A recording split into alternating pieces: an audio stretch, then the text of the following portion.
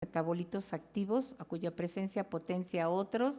Por ejemplo, el hexano produce dos metabolitos, la metilbutilcetona y la metiletilcetona, y cualquiera de estos puede ser tóxico por sí mismo. Solo no es tóxico, pero combinado con la metilbutilcetona, el hexano se potencia sus efectos. Entonces, si encontramos que hay de los dos, pues obviamente que vamos a tener un problema mayor. Hay gente que trabaja en lugares de imprenta y todo el día está inhalando pues todos esos químicos, o inclusive quien trabaja en las fábricas en donde se hacen, por ejemplo, los billetes, no tienen las suficientes protecciones y tienen muchas tintas y tienen muchas cosas en donde permanecen de 8 a 10 horas diarias. Hay una amplia variedad de efectos tóxicos a nivel neurológico, de carácter difusos en sus manifestaciones, que pueden mostrar alteraciones más bien difusas que focales. Y pueden confundirse con trastornos metabólicos. Pues es que es diabético, es que es hipertenso, por eso camina así. No, hay que ver qué productos tenemos en nuestra empresa y si son o no capaces de producir alguna toxicidad. El daño a veces es difícil de detectar, sin embargo, contamos ya con técnicas de imagenología como la tomografía computarizada, la resonancia magnética, que ahorita vamos a ver en qué casos pudiéramos necesitar apoyarnos, y estudios electrofisiológicos de conducción nerviosa. Los principales síndromes neurológicos causados por solventes orgánicos pues van a ser la encefalopatía aguda o crónica, dependiendo del nivel y tiempo del consumo. La neuropatía periférica de los nervios de las extremidades que degeneran a partir de la periferia hacia el centro, es una axonopatía distal y se observa pérdida de la sensibilidad sin dolor. También podemos tener una neuropatía craneal con afección de principalmente el trigémino y el facial. Entonces es gente que también dice, es que yo diario tengo dolor de un lado de la cara y se me va hacia los dientes y se me va hacia el ojo, y pues sí, tienen una alteración del trigémino causada por una neurotoxicidad. Hay pacientes que se han llegado a suicidar por algún dolor del trigémino, entonces también hay que tener en cuenta este tipo de alteraciones. Puede darnos una especie de imitación del Parkinson, del parkinsonismo, que una vez que cesa el efecto, pues también se va a desintoxicar el paciente.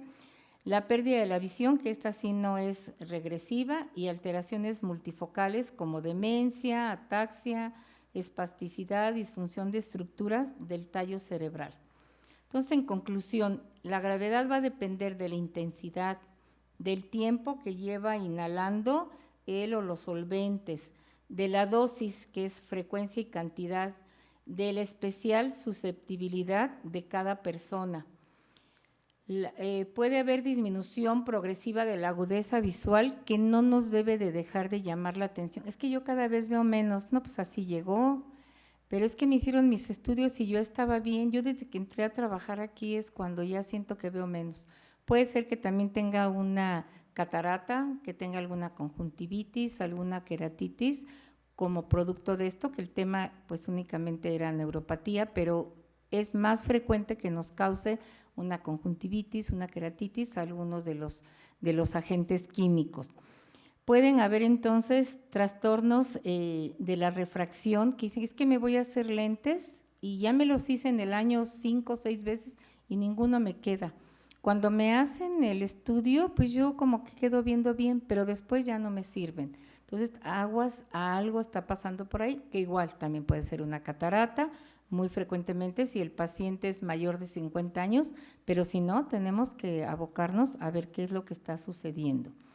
Trastornos en la acomodación, es que yo veo de lejos y de repente estoy mirando de cerca y pues me tardo mucho en enfocar, o igual de cerca a lejos puede ser. Los trastornos existen entonces muy importantes de la acomodación y puede llegar a haber una pérdida completa de la visión, que sería a la ceguera. Algunas de estas manifestaciones del daño neurológico pueden ser parcialmente reversibles al suspender la inhalación y pueden en ocasiones afortunadamente concluir al terminar la administración. Vamos a ver desde el punto de vista de la Ley Federal del Trabajo.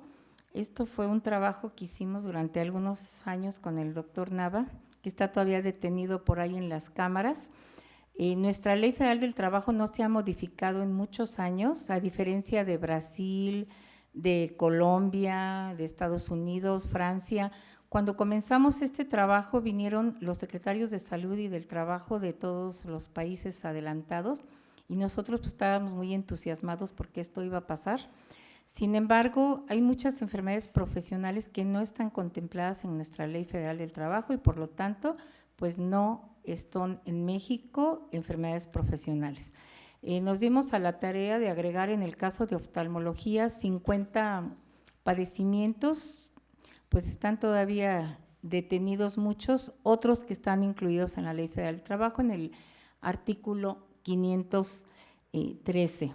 En este caso, en la fracción 77 está la retinitis, neuroretinitis, que decíamos era nervio y retina, y la corioretinitis, que es la segunda capa, la coriocapilar y la retina. Es artículo 513, fracción 77, y el código CIE, que es el de la Clasificación Internacional de Enfermedades, que es H35. Agentes causales, naftalina y benceno de estos padecimientos.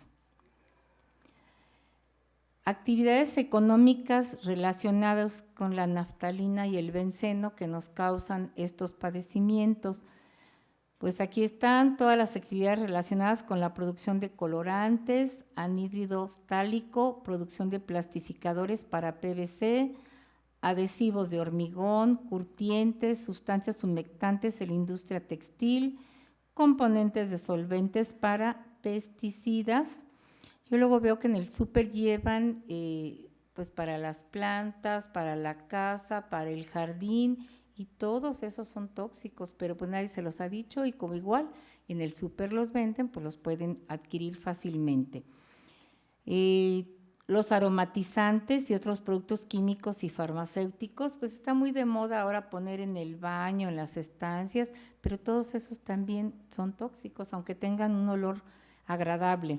Y todas las actividades que comprenden el riesgo de exposición a estos agentes, o sea, la naftalina y el benceno. Hay criterios para que nosotros podamos determinar si existe o no una relación laboral. Hay criterios mayores y criterios menores. ¿Qué tenemos que tener para decir sí es profesional, sí está relacionado con el área laboral? Pues principalmente los criterios mayores. En este caso, de estos padecimientos serían disminución de la agudeza visual, pérdida de la percepción en la intensidad de los colores, o sea, como que los veo menos brillantes. No fácilmente lo va a decir el paciente, eso va a depender mucho de su educación, de su nivel cultural. Nosotros tenemos que insistir, oiga, ¿y el rojo lo ve muy rojo o lo ve menos? Ah, no, sí, como que lo veo menos. Nosotros tenemos que interrogarlo. Disminución de la sensibilidad al contraste, que es la capacidad para ver sombras o formas contra un fondo. En las cartillas, por ejemplo, que vemos la E, la NZ, en lugar de verse negro oscuro, se va viendo negro 3/4, negro medio, esa es la pérdida de la sensibilidad del contraste. Y esto tiene mucho que ver con el uso de las computadoras, sobre todo con las laptops. Entonces tenemos que determinar si con las 8 horas, 10 horas que trabajan todos estos empleados, pues está causando alguna alteración y pues podemos poner protectores de pantalla, podemos poner mayor distancia en las distancias de trabajo. Y los escotomas que nosotros estamos obligados a mandar a hacer un campo visual y pues ahí van apareciendo todas las áreas de no percepción dentro de un campo visual, se van a llamar escotomas. Dependiendo si es de un cuarto del campo visual, podríamos decir que es una cuadrantanopsia, si es de la mitad una hemianopsia o si nada más es un escotoma central o paracentral o solo periférico. Ya eso va a depender pues del resultado de la campimetría. ¿Cuáles son los criterios menores en estos padecimientos? pues son manifestaciones adicionales que no necesariamente las debemos de tomar para decir si está relacionado al ambiente laboral o no.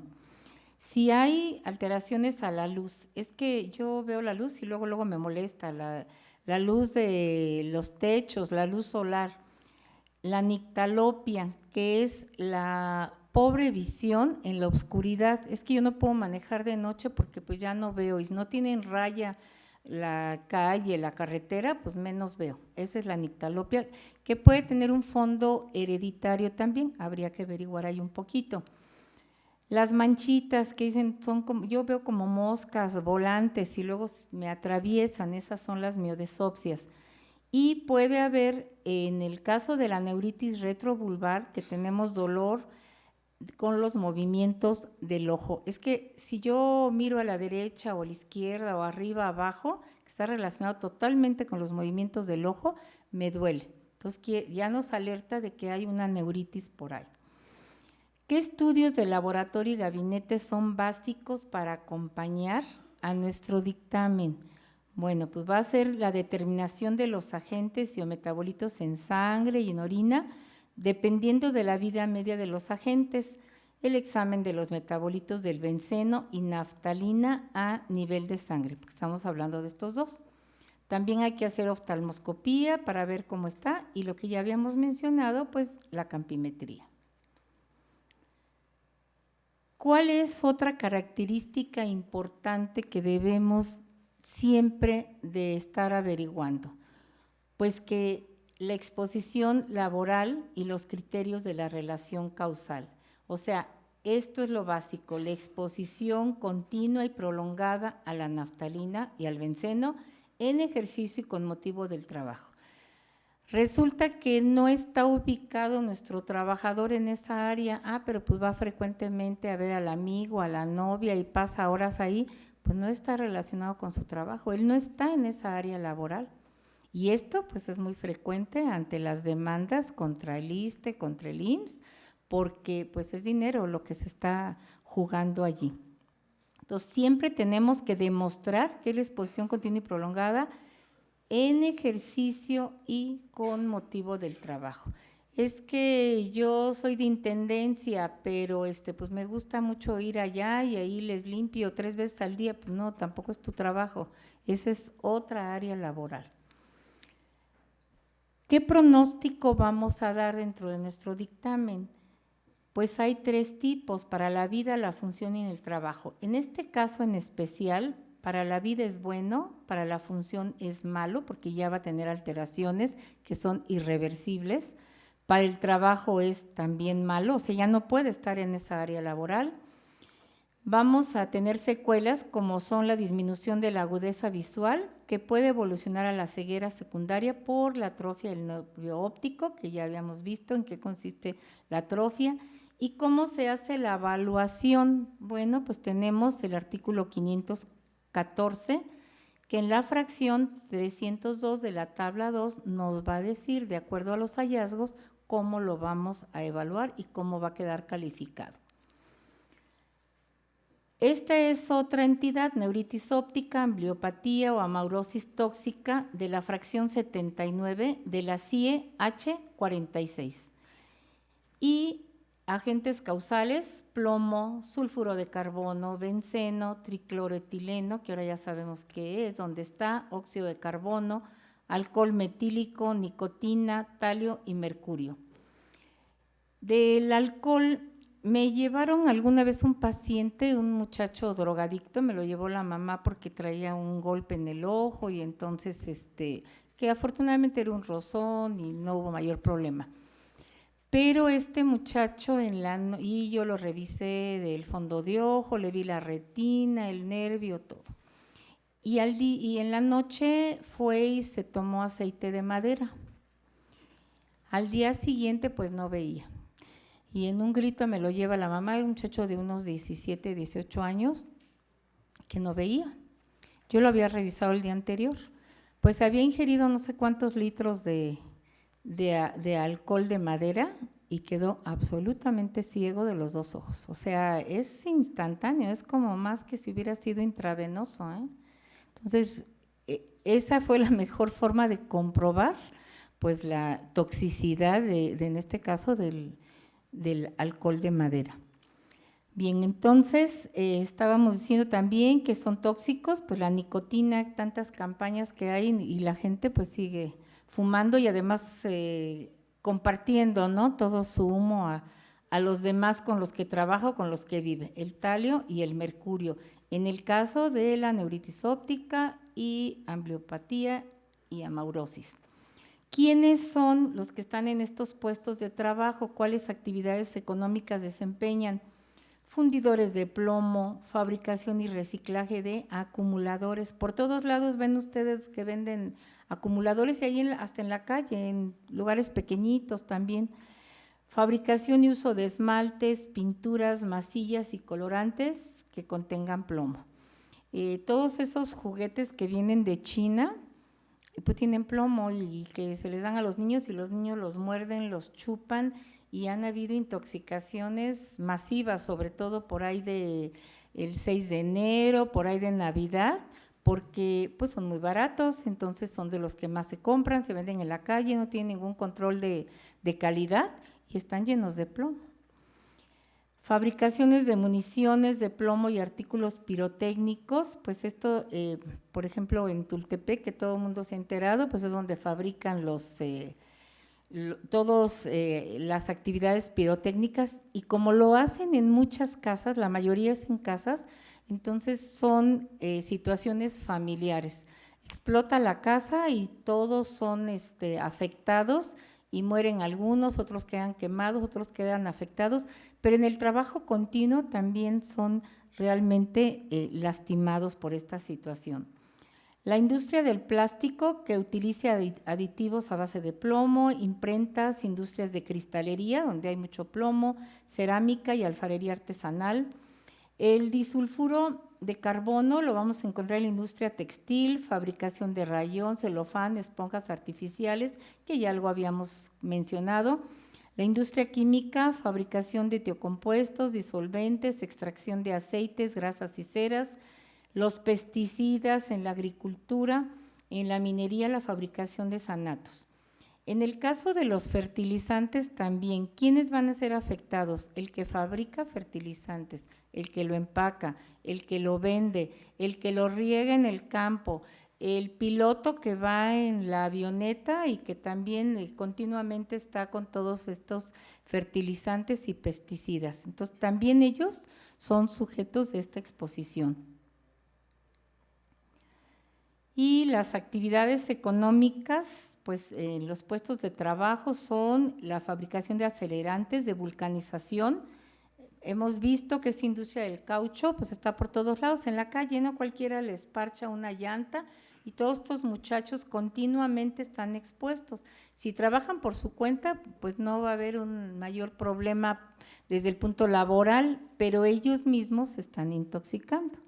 El talio en la industria química, en la activación del fósforo, los raticidas, la fabricación de vidrios ópticos, en la aplicación de espectrofotómetros, la obtención de piedras preciosas artificiales, la fabricación de células fotoeléctricas, termómetros, lámparas de tungsteno, pirotecnia, fabricación e impresión de papel celofán, los trabajadores de electrónica, la producción de compuestos cloroalcalinos, fungicidas, herbicidas que tienen estos compuestos, fabricación de amalgamas odontológicas. Entonces, los dentistas también frecuentemente llegan con cefalea, frecuentemente llegan con trastornos a veces de irritación, de estrés, que están causados por su propio trabajo, que no conocen ellos.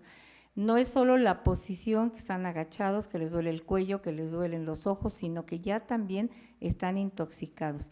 En el momento que les hemos dicho de que corrijan determinadas situaciones, porque pues prácticamente se meten dentro de la boca de la gente que están trabajando y que utilicen protectores y que han utilizado hasta caretas, ha mejorado esta situación, porque no les puedo decir tampoco pues que dejen de trabajar. Y todas las actividades, para que aquí no se excluyan, así viene, todas las actividades que comprenden el riesgo de exposición a estos agentes. Los criterios mayores para estos padecimientos, fracción 7.9, son pérdida acentuada y progresiva de la visión unio-bilateral que puede evolucionar a la ceguera, pérdida de la visión de los colores, dolor al mover el ojo, alteración de los reflejos pupilares, criterios menores que pueden haber o no, aneurismas y escotomas en el campo visual. ¿Qué estudios de laboratorio y gabinete tenemos? Pues determinación igual de los metabolitos en sangre y orina dependiendo de la vida media de los agentes químicos para saber si lo trae de otro lugar de trabajo y ahorita es cuando nos los quiere cobrar a esta empresa o si efectivamente aquí, a pesar de que sea poco tiempo, es donde está sucediendo. También tenemos en este caso que hacer estudios de creatinina sérica, la oftalmoscopía, campimetría y fluorangiografía retiniana para ver la profundidad del daño. Entonces, estos sí son absolutamente de oftalmo, pero hay que saber canalizarlos. Las características, lo que mencionábamos, exposición continua y prolongada, los agentes que se mencionaron en ejercicio y con motivo del trabajo. En este caso, para la vida es bueno, para la función y el trabajo reservado, como secuela sí queda disminución de la agudeza visual que puede evolucionar a la ceguera secundaria, a la atrofia del nervio y la evaluación, nuevamente el artículo 514, fracción 302, tabla 2, o la fracción 300 que beneficia más al trabajador que sería dándole el 100% en la evaluación. Tenemos también la neuritis y lesión de la rama sensitiva del trigémino que habíamos mencionado, que en este caso es igual, artículo 513, pero la fracción 78 de la CIE-H 46. Y el agente causal, tricloroetileno. Actividad económica, algo que habíamos dicho, trabajadores de tintorerías, lavanderías en contacto con desengrasantes, todas las actividades que comprenden el riesgo de exposición a estos agentes. ¿Quién creen ustedes que sabe de las tintorerías, de las lavanderías? Pues nadie, no tienen la menor idea de que esto está sucediendo. Igual que en las estéticas, que son los ambientes cerrados, tampoco tienen idea. Los criterios mayores, en este caso, que es la lesión de la rama sensitiva del trigémino, pues va a ser dolor orofacial. Neuralgia, que se caracteriza por episodios momentáneos de dolor facial lancinante, repentino, de gran intensidad y que normalmente inicia en un lado de la boca para correr al ojo, al oído y a la fosa nasal del mismo lado. La neuralgia de la rama maxilar inferior afecta principalmente al nervio dentario inferior, en menor grado al lingual, raras ocasiones a ambos, y podemos encontrar cuando afecta al nervio dentario inferior, dolor en la región mentoniana, inclusive en el labio inferior y en los dientes de la zona. Los estudios de laboratorio, pues la determinación del ácido tricloroacético, tricloretanol en sangre y orina, la tomografía de cráneo para diagnóstico diferencial y el examen neurológico. Aquí es forzoso que tengamos que mandarlo al neurólogo. Nuevamente, la exposición continua y prolongada a este agente en ejercicio y con motivo del trabajo. ¿Cuál es el pronóstico? Para la vida, bueno, para la función y el trabajo, reservado. ¿Qué quiere decir esto? Que ya no lo podemos dejar que siga trabajando en esa área. Si es posible, tenemos que buscarle una reubicación laboral. Si no es posible, pues tendremos que pensionarlo. Y ahí va a depender si le conviene o no pensionarse, que diga, no, es que yo no quiero, regreso a trabajar, pero nosotros tenemos que emitir de todos modos un dictamen y ya pues serán las autoridades de su empresa quien decidan si se queda o no, o si lo regresen al ISSSTE, al seguro, a cualquier situación de seguridad, porque sí van a tener responsabilidad las empresas si lo dejan seguir laborando en esas condiciones, puesto que ya hay un dictamen. En este caso en especial, si se retira, pues no va a dejar secuelas y entonces no ameritaría evaluación, pero si sigue trabajando, obviamente que va a evolucionar mal.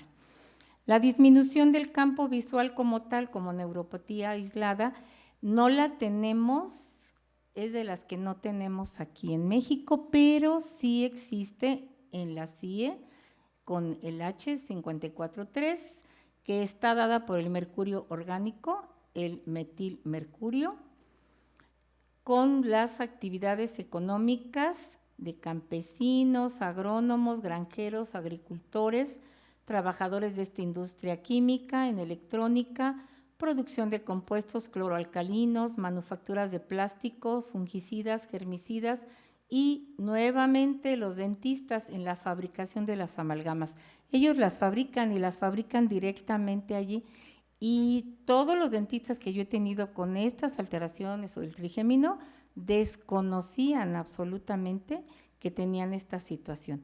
Yo considero que como parte de la formación debieran de saber que al estar fabricando esas situaciones, amalgamas, pues van a caer en una posibilidad de estas enfermedades, pero todos los que yo he tenido lo han desconocido.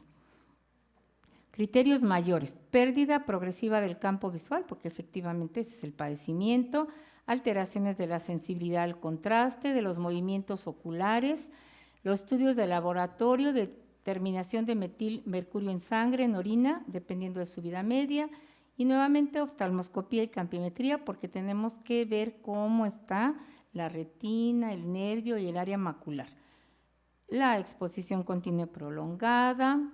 En este caso, el pronóstico para la vida es reservado, malo para la función y el trabajo, sí queda secuelas, pérdida del campo visual, y entonces aquí sí tendremos que pasar al artículo 514, fracciones 308, 9, 10 y 11, para ver si lo que le conviene al paciente entonces es la evaluación del 10 al 90%. Ahora, el glaucoma, que tampoco lo tenemos acreditado, pero sí a nivel internacional en las diferentes leyes federales del trabajo de los diferentes países sí está integrado, y también está integrado en la CIE H40.9. Entonces, como causante de glaucoma, agentes causales: pesticidas, organofosforados, el terror, paratión, malatión, etión y decatión, súper frecuentes en nuestro medio. ¿Cuál es la actividad económica y los puestos de trabajo? Pues son los trabajadores de la industria de insecticidas, trabajadores del campo, ingenieros agrónomos, fumigadores aéreos, personal de fumigación, todos los trabajadores expuestos a estos agentes. Criterios mayores: pues la neuropatía óptica, que son las alteraciones del nervio, aumento de la presión intraocular, disminución del campo visual, menores que pueden existir o no, que los ojos estén rojos, que haya dolor ocular ocasional, la percepción de los halos que veíamos de colores y cefalea frecuente. Desafortunadamente el glaucoma en 90% o más no da síntomas, va avanzando, y cuando ya se hace el diagnóstico, porque es un chequeo, porque los papás, los abuelos, los hermanos tuvieron glaucoma, entonces hay que hacerse el chequeo, o como un check-up normal, o como producto de un hallazgo, porque pues va a que se le manden lentes, o porque tiene una conjuntivitis y se le toma como parte del protocolo de la consulta, pues la agudeza visual, la tonometría, y vamos descubriendo que tiene la presión elevada y que nunca le había dado molestias. Entonces, eso no tenemos que esperar, que tenga dolor o que tenga dolor de cabeza, no lo vamos a tener. ¿Qué estudios de laboratorio? Campimetría, tomografía del nervio, que es el OCT, que hoy en día contamos con un estudio maravilloso que nos da exactamente las capas, tanto de nervio, de retina o de área macular, y podemos, como si nos metiéramos ahí dentro de los tejidos, saber todo perfectamente. Y determinación de agente o metabolito en sangre, orina, dependiendo de la vida media. Las características, pues ya dijimos: exposición continua y prolongada a los pesticidas, organofosforados en ejercicio y con motivo del trabajo. Hubo un estudio en un pueblo cerca de Los Ángeles, en donde todos los niños de estas mujeres que trabajaban en el campo nacieron y fueron autistas, y de lo único que se logró ver que tenían en común, pues eran todos los fertilizantes y pesticidas. No se ha dicho más porque esto involucra mucho dinero a muchos intereses que no nos damos ni idea, pero ese estudio se hizo y esa fue la conclusión que se sacó. Sin embargo, pues del autismo ya saben que no sabemos mucho, pero eso sí tenían como situación en común. El pronóstico en este caso es para la vida bueno, para la función reservado y para el trabajo. Está reservado el daño campimétrico y puesto específico de trabajo. ¿Por qué? Si un montacarguista que tiene que tomar la carga, elevarla y nuevamente colocarla, pues no va a ver con un campo visual reducido, se va a echar todo encima o se lo va a echar a los compañeros. Si es un chofer, tampoco va a estar viendo en su campo visual a los lados, va a chocar con todo mundo, se va a caer al caminar. Entonces sí tenemos que ser muy cuidadosos, si ya tenemos daños campimétricos, en saber cuál es la evaluación que le vamos a hacer y de acuerdo al puesto específico de trabajo. Secuelas, pues sí hay, pérdida del campo visual periférico, igual la evaluación de un 10 a 90%, en base al artículo 514 y las frases que ya habíamos visto. Esta es una diapositiva de un Congreso Mundial de Salud en el Trabajo de Iguazú para que se relajen, donde estuvimos también en un grupo de aquí de la UNAM con el doctor Nava allá en aquellas tierras. No sé si tengan alguna pregunta, creo que más o menos terminamos en tiempo. Ya quedaron exhaustos de ver la neuropatía. Sí. Doctora, soy el doctor Mercado, sí, médico toxicólogo industrial. Gracias. Que trabajo aquí con el doctor Nava. Me parece muy interesante, doctora, esta ponencia. Muchas gracias. Nada más me quisiera permitir hacer algunos comentarios. Dígame. Tener en cuenta que los contaminantes, en este caso orgánicos, pueden penetrar también por vía cutánea. Así es. No solamente la vía inhalatoria. Y desgraciadamente se descuida proteger a los trabajadores su vía cutánea con guantes específicos. Además de que por la vía respiratoria, bueno, tenemos los respiradores, justamente para vapores orgánicos. Otra observación muy importante me parece, doctora, que estos compuestos orgánicos, sobre todo el benceno, tolueno, xileno, tienen monitoreo biológico, que se hace justamente el análisis de los metabolitos en orina, no en sangre, no, en orina.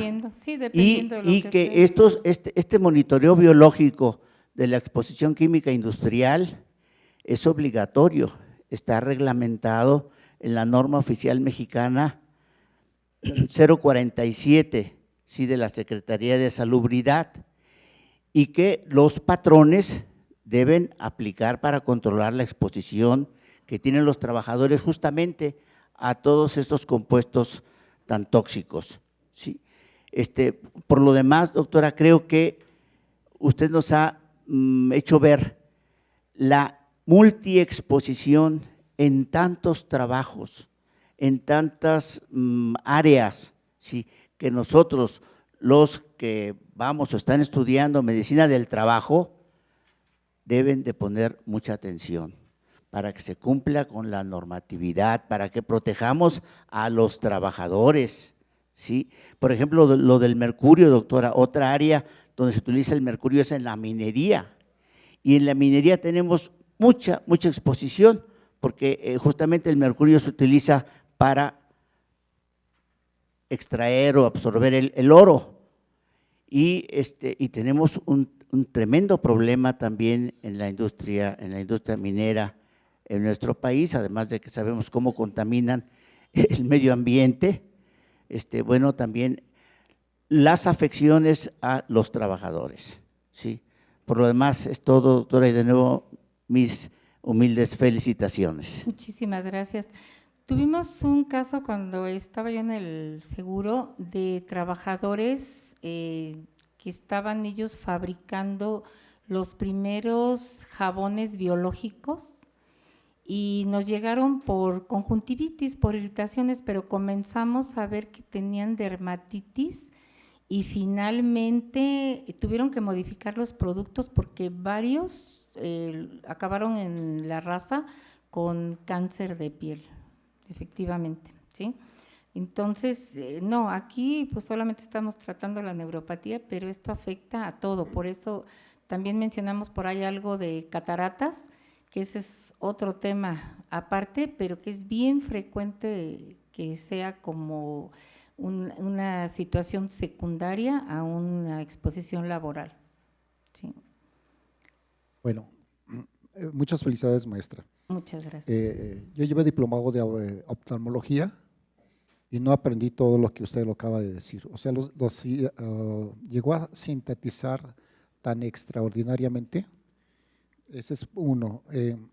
Gracias. El año pasado tuvimos en nutrición con el doctor David Karsinovich, fue un invitado también de oftalmología, en donde se hace un análisis a través del ojo, a donde se detecta más de 3,000 enfermedades. No sé si usted tenga algo relacionado. Punto número 1. Punto número 2, la semana pasada tuvimos medicina espacial en el Centro Médico a través de la Academia Nacional de Medicina y vimos este tipo, porque ahorita ya está que es enfermería espacial y médico espacial.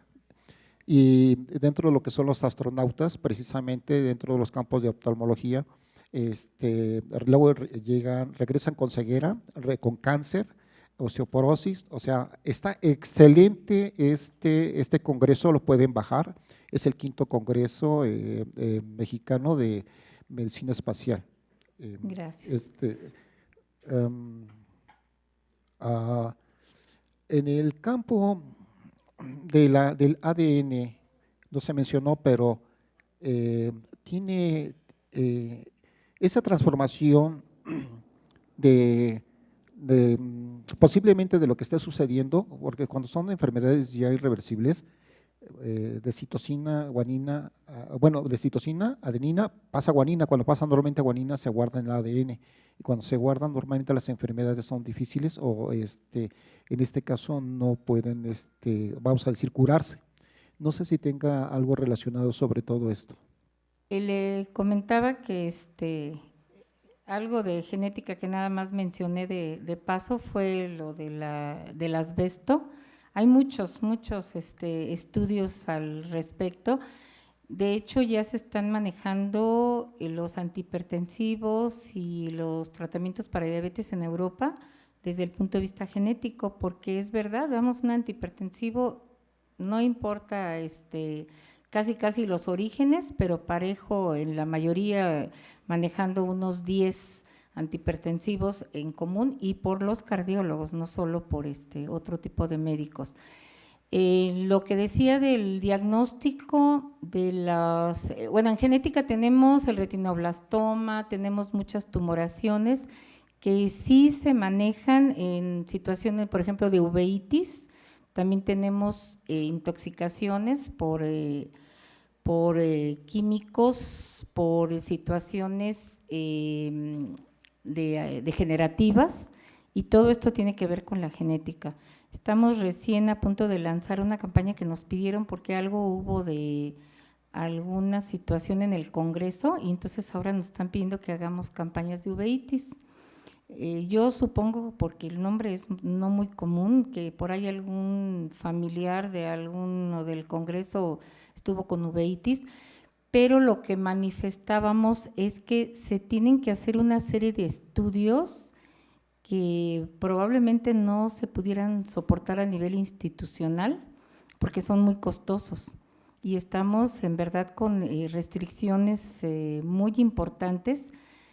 Tenemos que hacer, por ejemplo, anticuerpos antinucleares, tenemos que hacer en el caso de la espondilitis anquilosante, en el caso de la artritis reumatoide, para poder clasificar efectivamente qué tipo de entidad es y pues los cuidados y las prevenciones que tendremos que hacer a la familia y al mismo paciente en su futuro. En el caso del diagnóstico que decía hay unas 300 enfermedades, le voy a comentar 3,000. 3,000. Ajá, más de 3,000 enfermedades. Bueno, sí, porque cada una, por ejemplo, las cataratas pueden ser de muy diferentes tipos y tan solo por el nivel de opacidades podemos saber si es por soldador, si es por una intoxicación del benceno o naftalina, por la ubicación de las opacidades, ¿sí? También de la uveitis, también de la retina. Tuvimos el caso hace muchos años que estaba yo al frente en otro hospital, de que yo llegaba, no estaba en oftalmología, sino al cargo de una subdirección de una unidad del Seguro Social, y yo cada que llegaba a oftalmo veía que estaba ahí una pareja de papás jóvenes con un niño. Entonces ya pregunté, bueno, ¿y por qué vienen estos cada 8 días o diarios? ¿Qué tienen? No, pues es que están muy raros, están muy extraños. ¿Por qué? Si yo estoy viendo que cada rato les ven fondo de ojo, fue hace unos 20 años. Y dijeron, no, pues es que ya averiguando con los papás, ya se les murió un niño de gastroenteritis, ya se les murió otro niño de bronconeumonía, este es el niño que les queda. Los papás menores de 30 años. Y entonces ya me acerqué yo a ver fondo de ojo. Habíamos hecho casualmente en otro hospital de la Secretaría de Salud una tesis sobre VIH-Sida, los primeros casos, y pues resulta que el fondo de ojo se ven las mismas alteraciones que se ven en un paciente con retinopatía diabética y en un paciente sidoso sin el antecedente de que sea diabético. Entonces, ese es un caso así patognomónico de diagnóstico. Entonces, en retina probablemente pudiéramos diagnosticar, no sé, unas 50 enfermedades, porque podemos diagnosticar hasta el abuso infantil, que se ven hemorragias rojas con un centro blanco, y esto se debe a una presión excesiva del tórax de los niños. Es el síndrome del bebé shaken. Entonces, no sé si 3,000, pero se me pudieran ocurrir unas 300 más, más fácilmente. Y disculpe, doctora, aprovechando.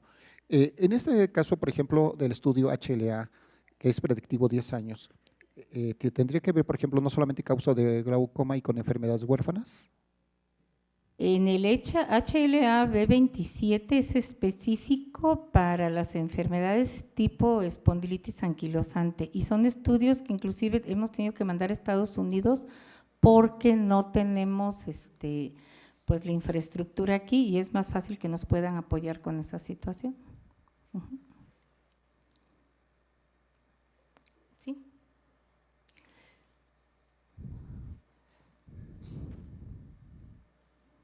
Hola, yo vengo de una empresa que se dedica a la fabricación de colores y sabores para alimentos.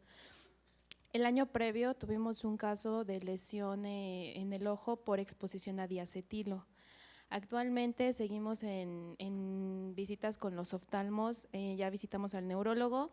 El neurólogo nos dijo que el nervio no tuvo daño, pero mi trabajador tiene el campo visual limitado.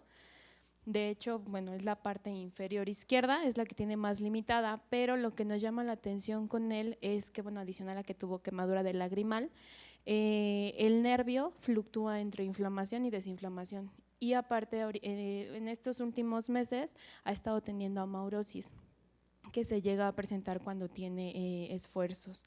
De hecho, va a cargas muy pequeñas de 1 kilo, ya lo quitamos de la exposición porque, bueno, nos dijeron que puede haber sido ese tema, lo quitamos de la exposición, lo quitamos de la carga. Volvimos a hacer un campo visual hace 8 días, volvió a salir, bueno, el oftalmo nos comentó que nuevamente estaba inflamado el nervio, sin embargo, no encontramos qué es lo que está haciendo que el nervio se vuelva a edematizar. ¿Qué sería el seguimiento ideal en ese paciente? Lo que habíamos comentado, la exposición continua y prolongada. No necesariamente puede estar en el mismo área, pero el resto de la empresa sí puede estar ciertamente impregnada. ¿Está aislada? No, lo que pasa es que ya lo quitamos, estaba en la planta, lo quitamos, lo mandamos a un almacén donde solo se maneja producto en cajas, ya no tiene ninguna exposición, entonces básicamente el trabajo que hace es administrativo, pero continúa con el tema de la inflamación del nervio. ¿Y qué tiempo tiene laborando ahí? Tiene como unos 5 años. Así es un trabajador conocido que no había tenido esa situación. Sí. Habría que buscarle también alguna otra enfermedad desmielinizante, porque en el diagnóstico diferencial, por eso nos apoyábamos de neuro, que dicen que ya lo vieron, pero sí necesitamos ver cuál es la relación. Si se sigue edematizando, algo está pasando allí y tiene generalmente que hacerse pues todo tipo de estudios, hay que hacer toda la carga de laboratorios y nuevamente hacerle un OCT tanto del nervio como de retina.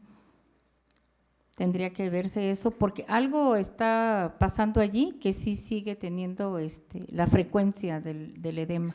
Sí, de hecho, bueno, platicando con él me dice, bueno, sí, cuando hago esfuerzos tengo la amaurosis, pero también de repente está caminando y de repente tiene amaurosis en el ojo, entonces obviamente pues trata de sentarse, calmarse y poco a poco empieza a regresar viendo sombras hasta que llega pues a la visión que quedó residual en el ojo. Esos son espasmos y ya son espasmos que están siendo frecuentes y en uno de esos espasmos sí se puede quedar sin ver.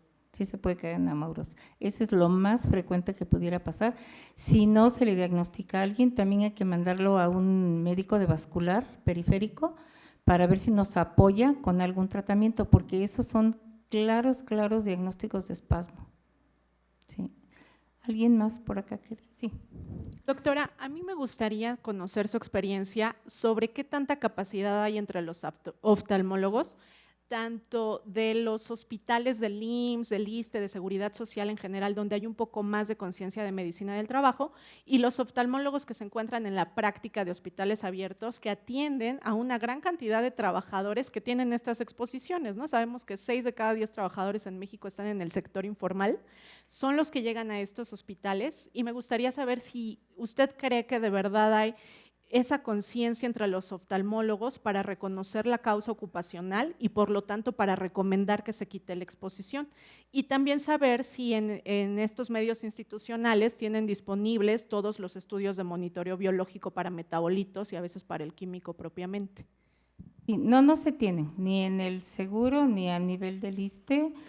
Nosotros dimos con el doctor Nava algún curso a los médicos del ISSSTE en las oficinas del ISSSTE allá por Avenida de la Revolución y bueno, la actitud de ellos es que el que no estaba durmiendo estaba hablando por teléfono y son los calificadores, ¿eh? Y debo decirles que en el Estado de México el primer lugar de invalidez es oftalmología.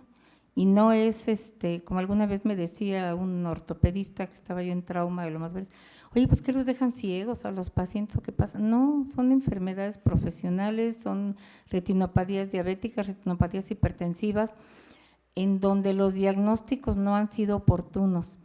Ahora, en el Seguro Social sí se tiene una capacitación continua por parte de Salud en el Trabajo, el edificio está acá junto a Centro Médico, pero cuando yo estuve en trauma de lo más breves, organizábamos 1 o 2 cursos por año para los médicos de salud en el trabajo. Me tocó ir a dar en los congresos de FENASTAC varios cursos precongreso, inclusive le dimos a Procter & Gamble, ahí en Brasil, un curso precongreso, que en ese tiempo era de lo de las laptops, el síndrome del ordenador, que tampoco está incluido aquí y eso nos causa ojo seco, que es también algo muy interesante de tratar en algún otro día. Pero cuando el paciente trabajador se da cuenta que el médico de salud en el trabajo no sabe nada de oftalmo y el médico oftalmólogo no sabe nada de salud en el trabajo, se asesoran muy bien y entonces tratan de sacar provecho también. Tanto es malo que quede desprotegido, como es malo que también pues ya lo hagan como un negocio.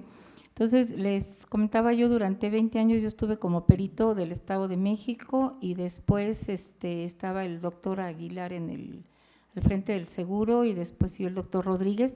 Entonces, me pedían que fuera yo en las juntas de conciliación, que es cuando ya se salieron de las unidades de los estados y ya llegaron hasta arriba.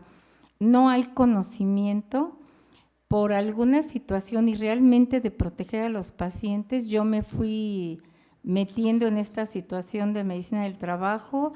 Actualmente sigo dando clases en los diplomados que se dan en el CRESCAP, que es el Centro de Capacitación del Seguro, que está ahí en Naucalpan, y tienen que ir forzosamente de todas las empresas.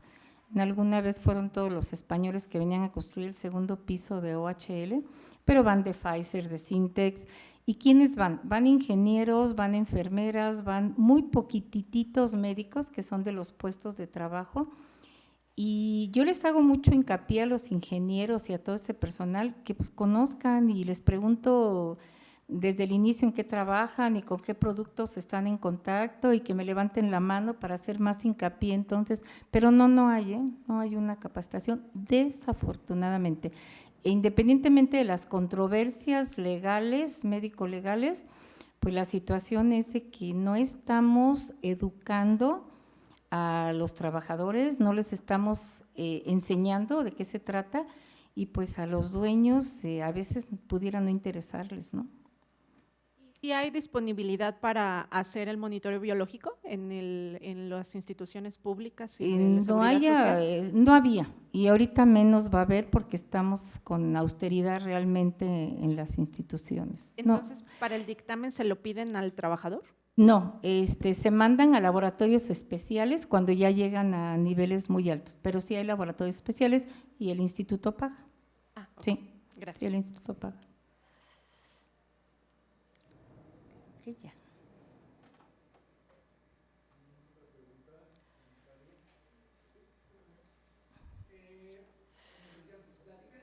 Gracias. Ya vienen aterrizando todo esto hacia la práctica. ¿Algún producto que tenga identificado que sea como muy clave, que tengamos que estar muy al pendiente, ya sea porque son muchos los casos